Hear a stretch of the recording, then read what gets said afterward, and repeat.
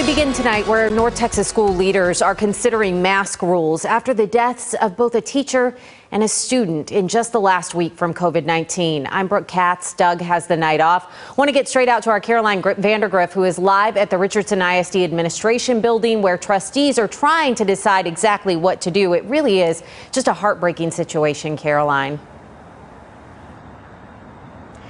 It is, Brooke, and that meeting is still going on as we speak. Right now, no decision at the moment, but it appears the mask mandate will stay in place. Board members are trying to figure out what criteria they can agree on to be set before they need to take that requirement away. The district just announced today those two deaths, and what we know of them so far is that Shania McGee, known as Nene, was a junior at Berkner High School. The district says she didn't have any known underlying health conditions. RISD called McGee a kind, respectful, and valued member of the BHS family. Araletta Piaszczek was a teacher at the Krista McAuliffe Learning Center. She's described as a compassionate, gracious, and talented educator. Several of the parents who spoke tonight in favor of extending the district's mask mandate cited these deaths. Last week, our district suffered the immeasurable losses of both a student and an educator.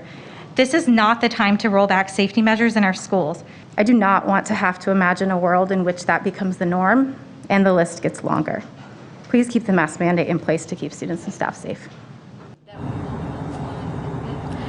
A smaller number of parents called on the board to end the universal mask requirement, citing both their support of personal choice and the governor's executive order against them. I don't care what your view is on the efficacy of masks, whether they work, whether they don't, or whether you think you have the authority to mandate them. The fact is, as we stand here today, you don't.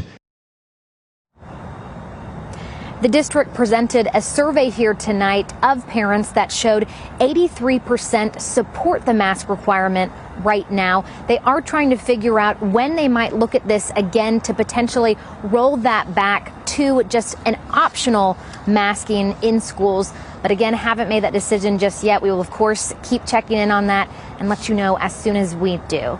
Live in Richardson, I'm Caroline Vandergriff, CBS 11 News.